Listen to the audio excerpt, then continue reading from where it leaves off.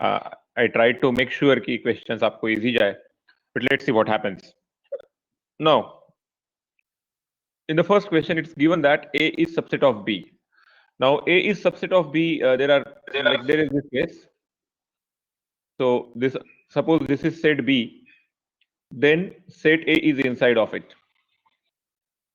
And I hope you know what will happen if we do A intersection B. The common portion, when A is already a subset,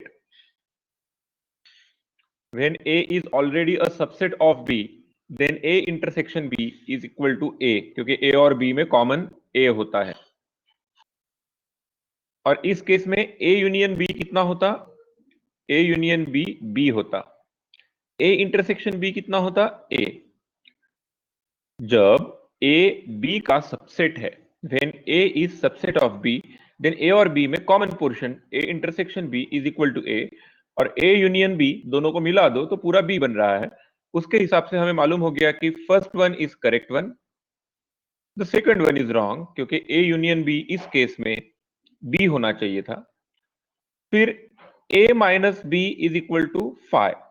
हमें समझना होगा यहां पर A minus B का मतलब क्या है. A माइनस बी का मतलब A में से वो पोर्शन निकाल दो जो B में प्रेजेंट है. तो ऑलरेडी A का पूरा पोर्शन ही B में है, तो जब हम पूरा B निकालेंगे तो पूरा A भी निकल जाएगा और वो 5 हो जाएगा.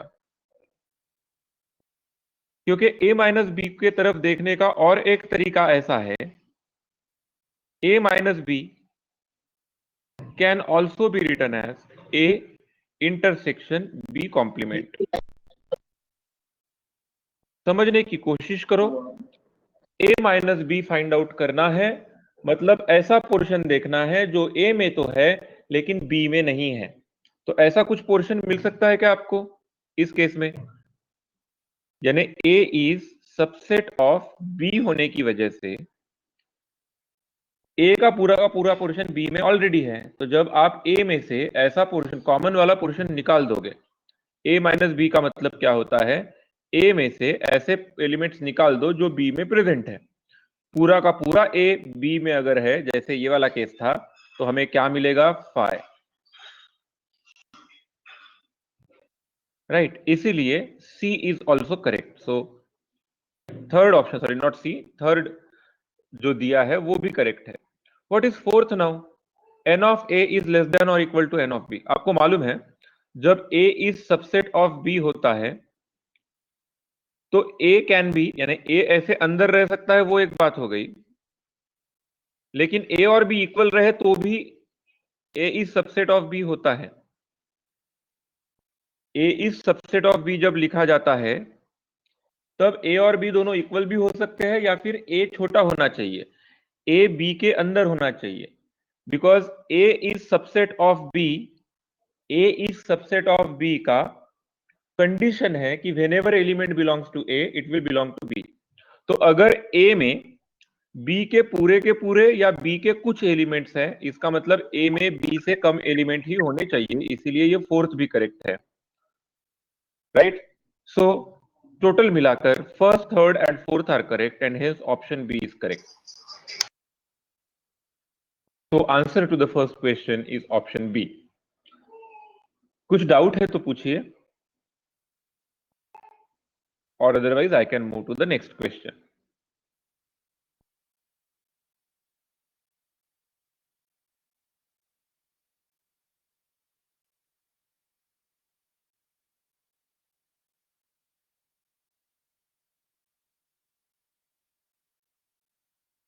Okay.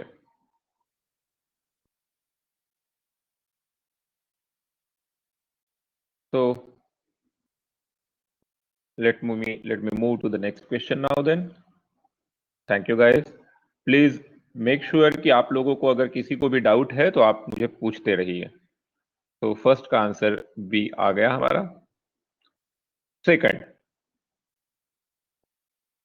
A is equal to twice x, x belongs to natural numbers and x is less than 10.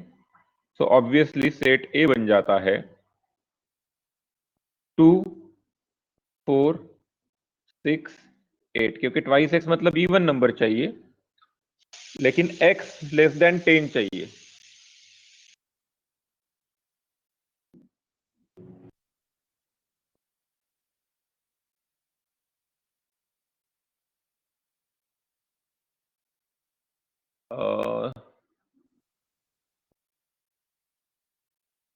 Okay, let me just make sure I have taken the correct copy.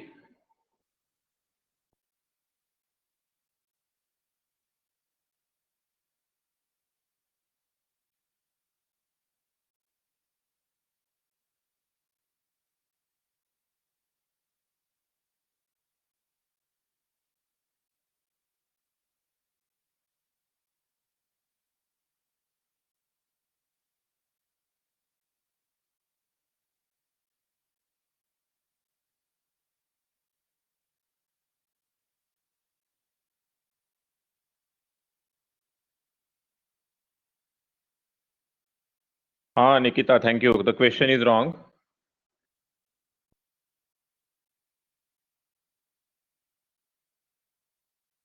Ashwini, yes correct है।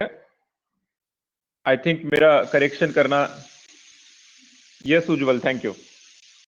Actually question में correction करना रह गया था यहां पर। Okay, my mistake guys, sorry. यहां पर क्या होना चाहिए था, x less than equal to 5 होना चाहिए था, और यहां पर स्पेलिंग गलत हो गया, प्राइम चाहिए था। ठीक है, ओके। एक काम करता हूं मैं आपको इसका आंसर बता देता हूं करेक्टेड क्वेश्चन का, सो दैट हम लोग आगे बढ़ सके। क्योंकि अगर मैंने x लेस देन 10 लिख दिया रहता तो फिर यहां पर 18 तक नंबर्स चले जाते थे। ओके, सभी को ध्यान में आया क्या क्वेश्चन रॉन्ग हो गया था करके?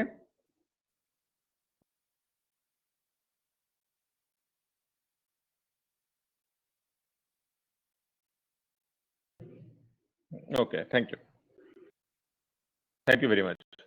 सो अभी हम लोग करेक्टेड फॉर्म में सॉल्व करेंगे इसे।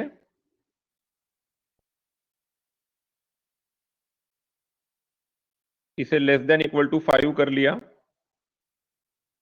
तो ये बनेगा a is equal to 2 2 4 6 8 10, and then b बनेगा प्राइम लेस देन 10, मतलब 2 3 5 एंड 7। अब हमें a में से ऐसे एलिमेंट, सब a माइनस बी निकालने के लिए हमें a में से ऐसे एलिमेंट निकालने थे जो b में प्रेजेंट है, मतलब 2 को निकाल देना पड़ेगा और बाकी बचेगा 4 6 8 10, और इसीलिए ऑप्शन ए करेक्ट दिया था। तो okay, question was wrong, I can understand. Still मेरे ख्याल से जिनको ध्यान में आ गया उन्होंने ए ऑप्शन टिक किया, बट यहाँ पर शायद मैंने फुल क्रेडिट देना चाहिए था। बट रिजल्ट्स लग चुका है, तो आई विल, यानी मैं खुद देखते वक्त उसको ठीक कर लूंगा। ठीक है, ओके। सो क्या आपको ये ध्यान में आ गया?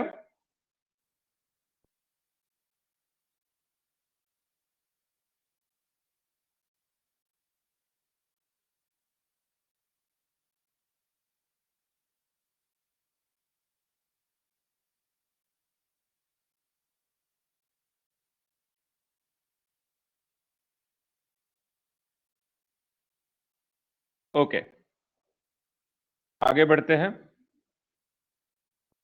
थर्ड क्वेश्चन, एक्चुअली ये थर्ड क्वेश्चन हमने उस दिन जो एक मैथ्स के प्रॉब्लम्स डिस्कस किए कल ही मेरे ख्याल से, उसमें एक क्वेश्चन जो आया था वो इस पर्टिकुलर प्रॉब्लम के लिए हेल्पफुल हो सकता था। कैसे? एक काम करते हैं, हम लोग इसको सॉल्व करने के लिए अगले पेज पर चले जाते हैं। सिर्फ ये नंबर्स ध्यान में रख लेते हैं। A union B union C 17 है, N of B 5, N of C 10, and n of B union C, sorry B intersection C is equal to 3। 17 5 10 3। Okay,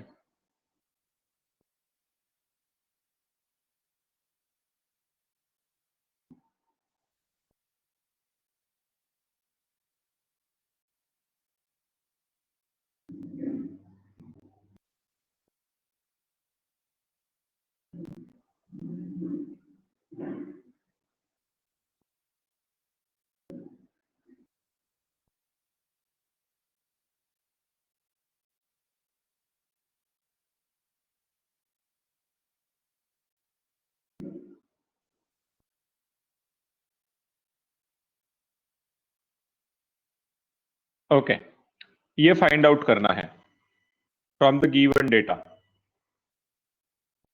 वैसे बहुत ही स्ट्रेट फॉरवर्ड है। इसका फॉर्मूला जो आएगा, इसको मैं पहले थोड़ा सा ऐसे लिख सकता हूं, this is N of A intersection B complement intersection C complement,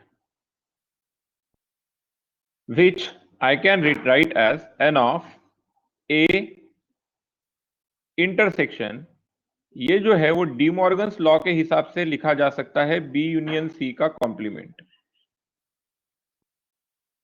which is n of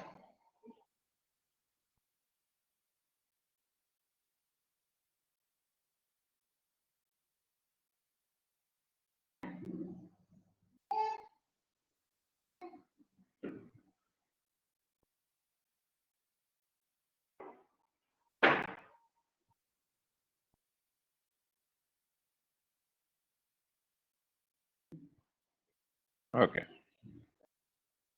which is further moving, it is n of a minus, this is a minus b union c, which is nothing but n of a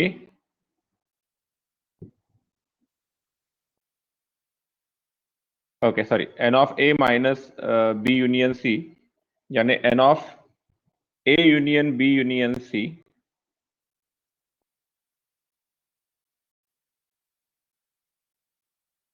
minus n of b union c। इस तरीके से हमें ये यानी solve करना था, या फिर इसके और भी कई सारे फॉर्मूले बन सकते हैं। अब मेरे हिसाब से ये फॉर्मूले आपको कंफ्यूज करते हैं, जो भी फॉर्मूला मैंने बनाया, राइट। तो इसका सिंपल जो तरीका हमें ध्यान में आ सकता था वो यही है कि हम डायग्राम निकालें। तो डायग्राम के हिसाब से देखिए,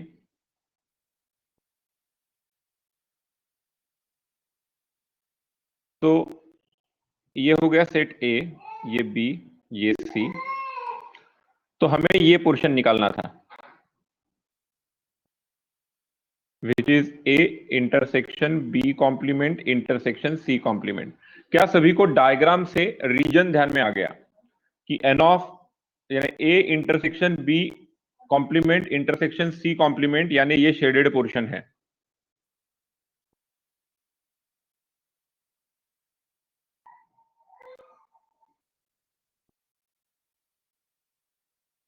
ओके, और अगर ये शेडेड पोर्शन ध्यान में आ गया तो हमें पता चल जाएगा कि इट कैन बी, यानी n of A intersection B complement intersection C complement, it's nothing but n of A union B union C पूरा का पूरा minus N of B union C. A union B union C में से इतना element अगर निकाल दिया जाए, अब ये पोर्शन मतलब कौन सा है, बी यूनियन सी, तो हमारा आंसर आ जाएगा now, which is equal to N of A, अब बी यूनियन सी निकाल लेते हैं, N of B union C is equal to N of B plus N of C minus N of B intersection C, जिसमें values put करेंगे 5, N of B का value 5 plus N of C is 10 minus the common portion is 3, तो ये हो गया 12। अब N of A union B union C इसी problem में दिया है, कितना दिया है, 17, और B n of B union C अभी अभी हमने निकाला 12, तो 17 माइनस 12 5, इस तरीके से हमारा आंसर आया। नाउ स्टूडेंट्स, आपको अपने माइक्स ऑफ रखने होते हैं हमेशा, ठीक है। तो can everyone tell me, have you understood this now, या कुछ डाउट है?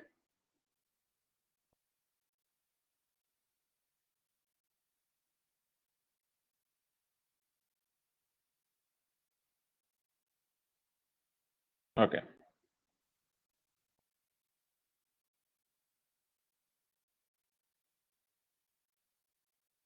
Thank you.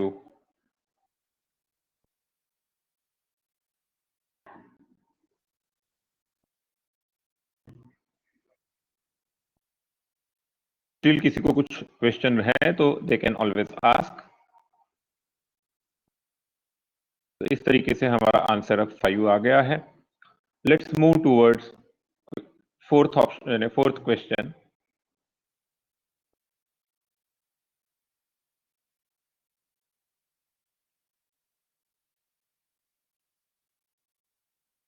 हमें A complement intersection B complement intersection C complement चाहिए। Actually A complement intersection B complement intersection C complement can also be written as A union B union C whole complement। ये D Morgan's law हुआ। अब A union B union C क्या होता है? A union B union C मतलब ऐसे elements जो या तो A में या तो B में या तो C में है। तो 0 है, B में है, 1 2 है, 3 4 है और 5 भी है। तो इस तरीके से 0 से 5 तक के element A union B union C में आ गए। इसका complement A union B union C का कॉम्प्लीमेंट, यानी इसमें तो नहीं है लेकिन यूनिवर्सल सेट में है, ऐसे एलिमेंट्स लेंगे तो इट विल बी 6 7। तो option B. I hope this was also a very straightforward question. Let's move towards the next one.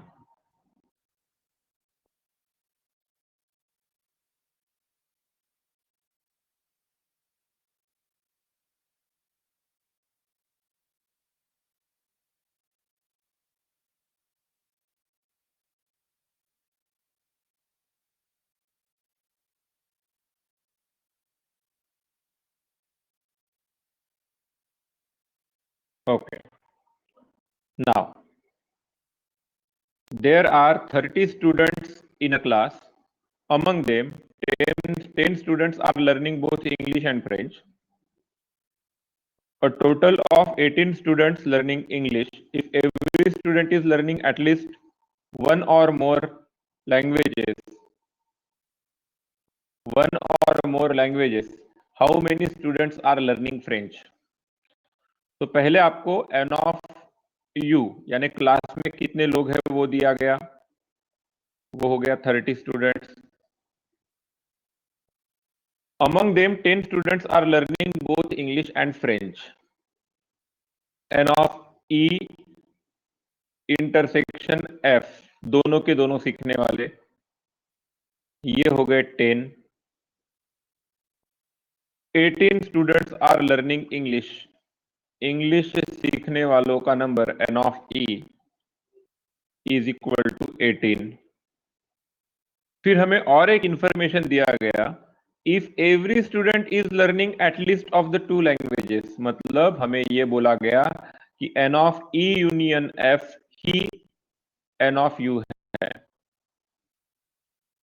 Actually इस स्टेटमेंट में आपको पता चलता है कि ई यूनियन एफ दिया है दोनों के दोनों, यानी जितने लोग हैं उनमें से हर कोई कम से कम एक लैंग्वेज सीख रहा है, मतलब ही गिवन पूरा का पूरा universal set itself is E union F.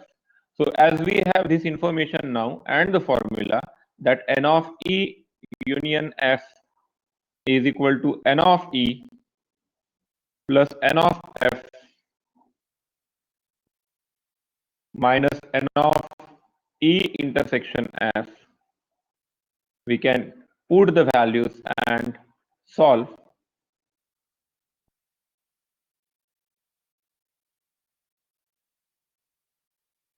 To find n of f.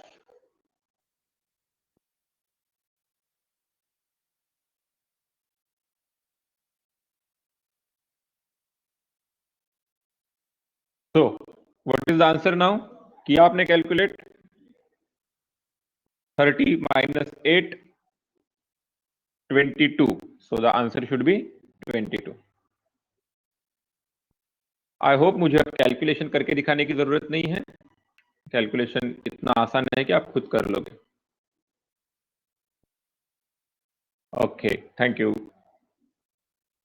Thank you. तो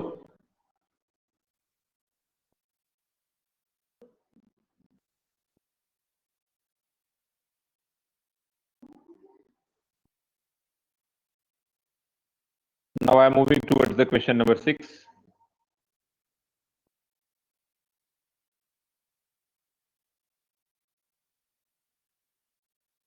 Okay, question number 6. आपको बोला गया है कि n of a यानी a into n for n belonging to natural number है। By this definition, what will be n3? n3 nothing but 3 into n, where n is natural. So 3 into 1 3।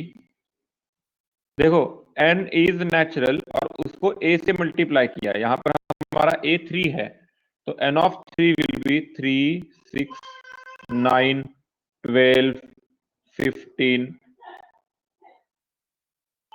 18 etcetera, ये बढ़ते जाएगा। 18 फिर 21 24 27 and up to infinity गया ये। What is n of 4? n of 4 का मतलब हो गया 4 8 12 16 20 24 एटसेट्रा, क्योंकि n ऑफ 4 का मतलब 4 के मल्टीपल हो गए। अब इन दोनों में कॉमन क्या आएगा? इन दोनों में कॉमन आएगा, पहला एलिमेंट कॉमन आता है 12, दूसरा एलिमेंट कॉमन आता है 24। ऐसा क्यों? It is LCM of 3 4। LCM of 3 4 यानी कितना? 24 सॉरी 12। तो इसका मतलब 12 के एलिमेंट्स हमारे कॉमन आ जाते हैं। इसका मतलब यहां पर अगर हम 12 के मल्टीपल बोले तो by the same logic it will be n12। Now इस क्वेश्चन में मुझे कुछ लोगों ने डाउट्स पूछे थे, तो जस्ट किसी को पूछना है फिर से तो बताइए, अगर ध्यान में आ गया तो very good. Okay, give me 1 minute so that I can note down. Present ही मैं रोज प्रेजेंट ही 2 बार नोट डाउन कर रहा हूं, फर्स्ट टाइम अभी कर रहा हूं आज के लिए।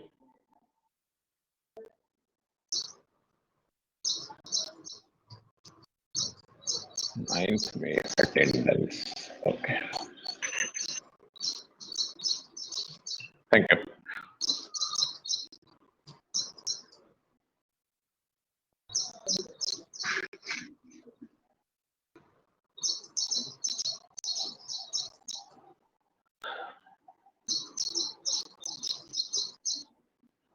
ओके, और कुछ जिन्होंने पूछा था वो बताएंगे मुझे कि आपको ध्यान में आया कि नहीं अभी?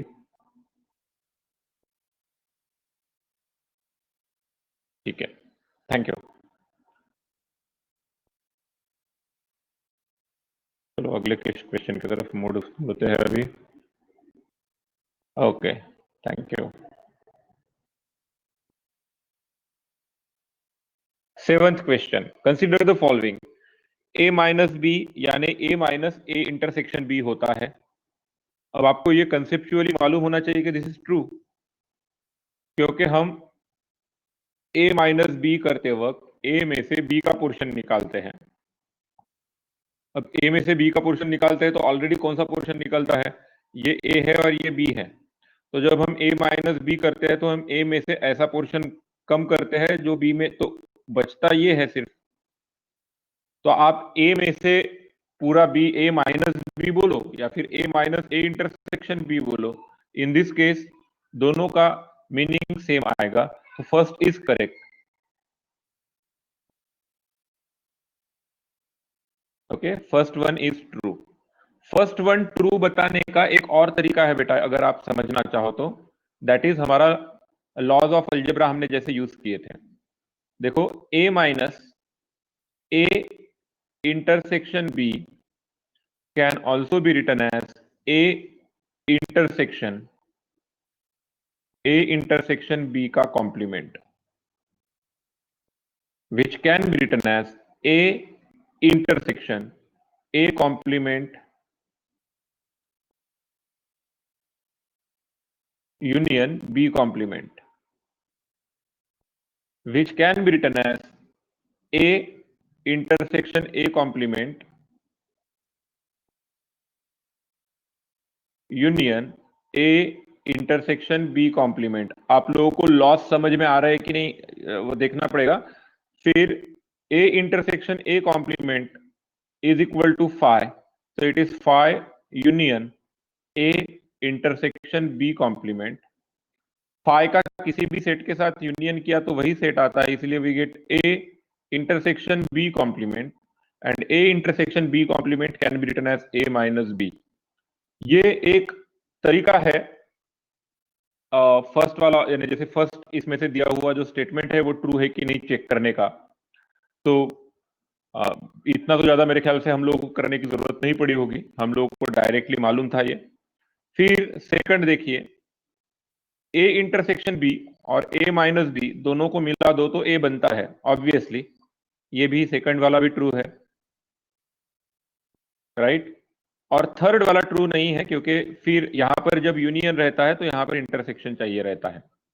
ये लॉज आपको थोड़े से करके देखने पड़ेंगे।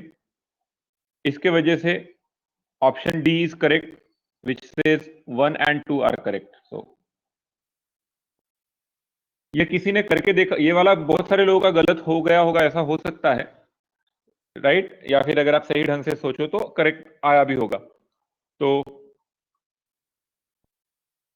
Have you got it now?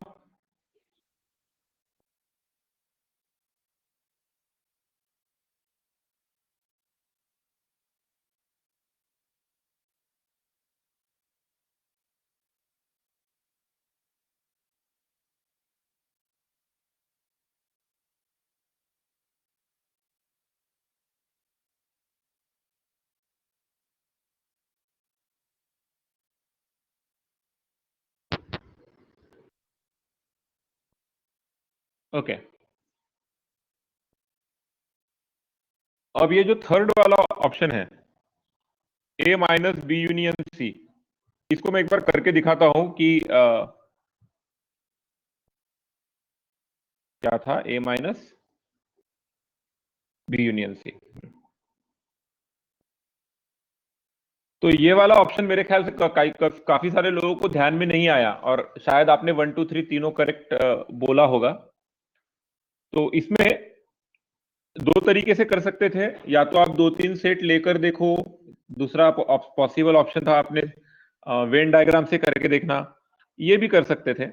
It is A intersection B union C का कॉम्प्लीमेंट, करेक्ट। और फिर उसके हिसाब से आप डायग्राम्स निकालकर चेक कर सकते थे कि वेदर दिस इज ट्रू और नॉट, और आपको ध्यान में आ जाएगा इजीली कि it is not true. Third वाला ऑप्शन की बात, थर्ड वाले स्टेटमेंट की बात कर रहा था मैं। Okay, now let us move to 8th question. In a class of 30 pupils, 12 take needlework, 16 take physics, and 18 take history. If all 30 students take at least one of the subjects and no one takes all 3 subjects, then the number of pupils taking 2 subjects is. So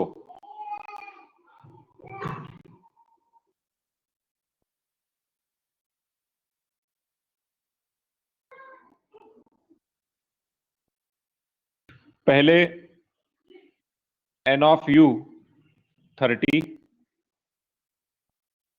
n of suppose needle work करने वाले लोग 12, n of physics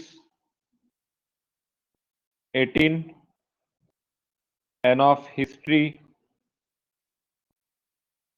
18, ऐसे लोग जिन्होंने history लिया।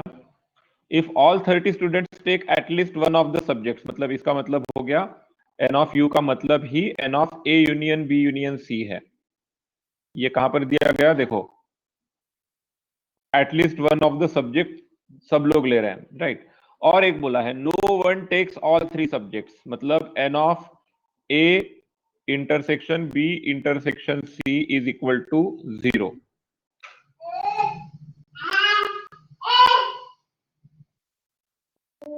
अरे हाँ 16, sorry, N of P 16 है, थैंक यू बेटा, n of P 16,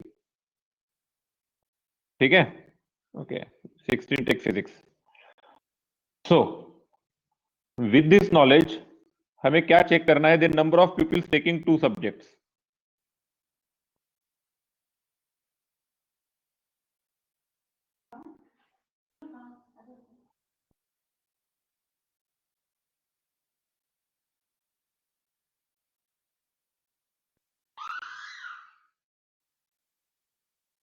number of peoples taking two subjects, मतलब सपोज ये n, ये p और ये 18 है, तो हमें number of students taking two subjects मतलब ये पोर्शन चाहिए था। लेकिन ये वाला क्वेश्चन और आसान हो गया, क्योंकि ये जो पार्ट है जो मैं थोड़ा सा अब, ओके, मेरे ख्याल से मैं ब्लू से लिखता हूं, ये जो पोर्शन है जो तीनों का कॉमन है ये ऑलरेडी 5 है, इस वजह से आपको ये क्वेश्चन थोड़ा सा आसान गया होगा। लेकिन मैं ये स्पेशल केस में सॉल्व करने की जगह पर जनरल केस सॉल्व करूंगा। हमें जो आंसर निकालना था, एनी टू सब्जेक्ट्स, यानी रेड शेडेड पोर्शन, उसका आंसर है N of N union P plus N of N union H plus N of P union H, union नहीं सॉरी,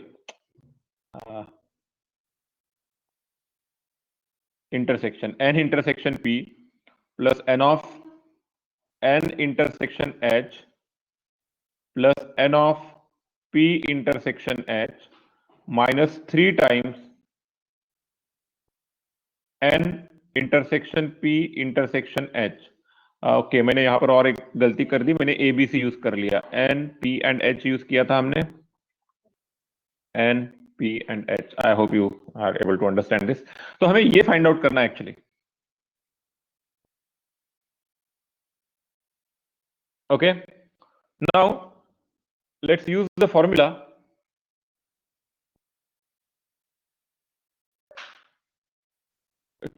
मैं ये क्यों बता रहा हूं आपको बता देता हूं, क्योंकि ऐसा प्रॉब्लम सॉल्व करने के बाद ना कुछ दिन में क्या कर लेते हैं हम में से कुछ लोग, कि ये सब्ट्रैक्ट करना है करके भूल जाते हैं। इस वाले प्रॉब्लम में आप भूल गए तो कोई प्रॉब्लम नहीं होगा, क्योंकि इसकी वैल्यू 0 है, लेकिन हमेशा 0 थोड़ी ना होगी। तो चलो पहले N of N union P union H का फॉर्मूला लिखते हैं, which is N of N plus N of P plus N of H minus N of N intersection P minus N of N intersection H minus N of P intersection H plus N of N intersection P intersection H. Okay, so इसमें सभी के सभी values लिखेंगे।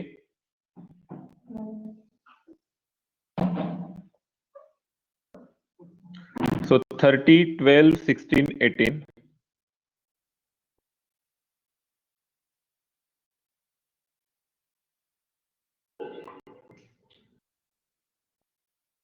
30 is equal to 12, इसकी value 12 है, plus 16 plus 18 minus N of N intersection P minus N of N intersection H minus N of P intersection H plus ये जो value है ये 0 है, तो प्लस 0 लिखा है ना। अब ये पूरा का पूरा कैलकुलेशन कर लो।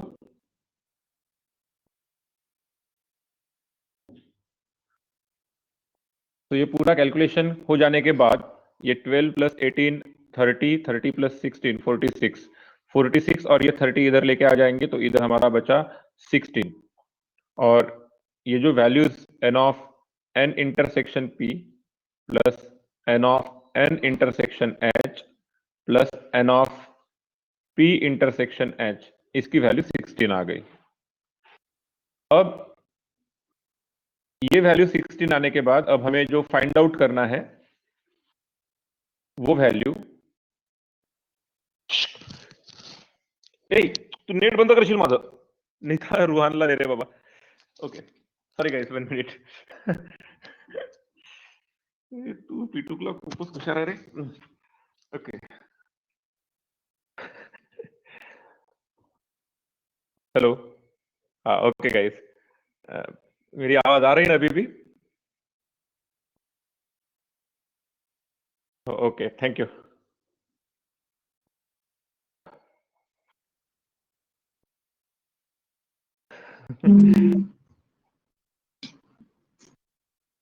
ओके सो अब हमारा वैल्यू जो है, ये जो क्वांटिटी है इसका वैल्यू 16 आके है, तो हमारा आंसर हो गया 16 माइनस 3 इंटू 0, क्योंकि ये n of N intersection P intersection H already 0 है, इसीलिए हमारा आंसर 16 आएगा। तो इस क्वेश्चन का हमारा आंसर आ गया 16। ओके तो क्या सभी को आंसर ध्यान में आ गया अभी? क्या सभी को आंसर ध्यान में आ गया अभी?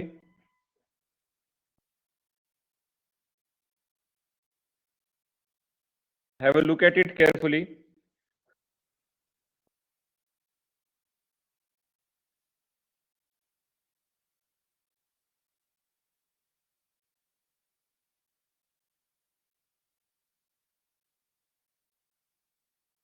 गुड। मुझे अब एक क्वेश्चन आप लोगों से ये पूछना है कि ये वाली गलती आपसे हो सकती थी क्या? कहीं पे आप ये सब्ट्रैक्ट करना पड़ता है लास्ट में जाके, ये भूल तो नहीं गए थे? ये क्वेश्चन में अच्छा हुआ कि ये क्वांटिटी ऑलरेडी 0 थी, लेकिन अगर फॉर्मूला से सॉल्व किया और ये बात आप भूल गए थे तो आप गलती करने के बहुत करीब थे।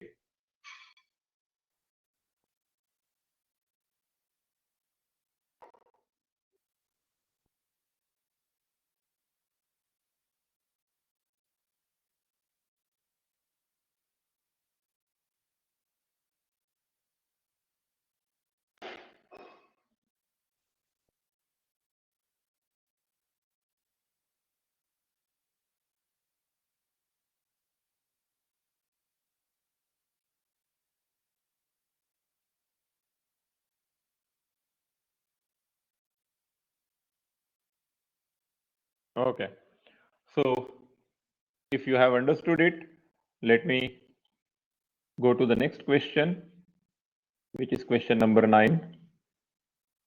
In a room containing 28 people, there are 18 people who speak English, 15 people who speak Hindi, 22 people who speak Kannada, 9 persons who speak both English and Hindi, 11 speak both Hindi and Kannada, whereas 13 persons speak both Kannada and English. How many people speak all the three languages if everyone in the room speaks at least one of the three languages? तो आपको यहाँ पर intersection निकालना है तीनों का। तो क्या ये वाला क्वेश्चन 9th वाला बताना पड़ेगा या आपका हो गया? क्योंकि ये मेरे ख्याल से फॉर्मूला का बहुत ही स्ट्रेट फॉरवर्ड वर्जन था, बहुत ही straightforward version.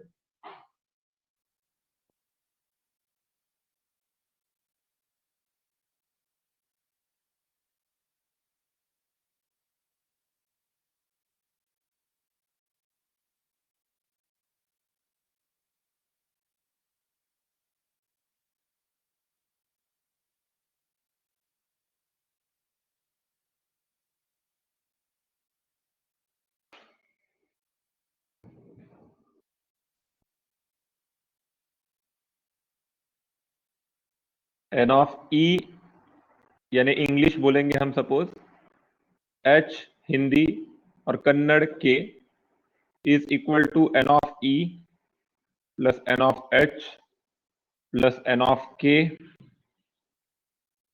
Minus N of E intersection H minus N of E intersection K minus N of H intersection K plus N of E intersection H intersection K, ये value हमें find out करनी है, बाकी के दिए हैं।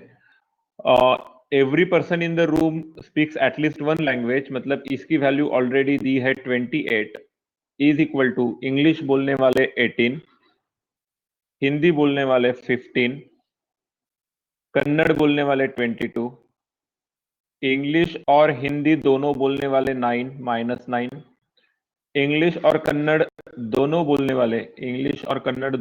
वाले 13, और हिंदी और कन्नड़ दोनों बोलने वाले 11, plus N of E intersection H intersection K. So everything is in this formula now. मेरे ख्याल से कैलकुलेशंस आप खुद कर लोगे, तो कैलकुलेशन का पार्ट मैं आप पे छोड़ता हूं।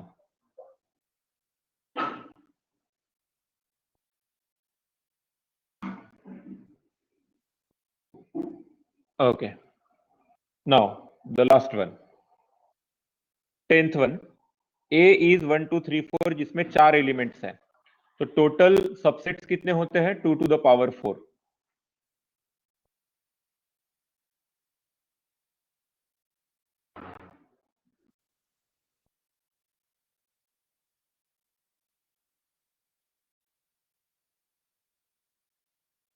If n of a is equal to m, then number of subsets of a is equal to 2 to the power m। तो यहां पर here n of a is equal to 4, hence number of subsets होगा 2 to the power 4 which is 16। लेकिन हमें सिर्फ number of subsets नहीं पूछा है, थोड़ा सा केयरफुल ऑब्जर्व करेंगे तो हमें number of non empty subsets बोला है। सभी सबसेट्स में एक सबसेट एम्प्टी है, इसीलिए नॉन एम्प्टी हो गए 15, इसलिए आंसर 15। तो नॉन एम्प्टी वर्ड नहीं रहता, सिर्फ सबसेट्स पूछा रहता तो 16 आंसर आता, लेकिन नॉन एम्प्टी पूछा है मतलब एम्प्टी वाला छोड़ना है, इसका मतलब 15 हो गए। तो इस तरीके से ये 10th क्वेश्चन हो गया। Have you understood it?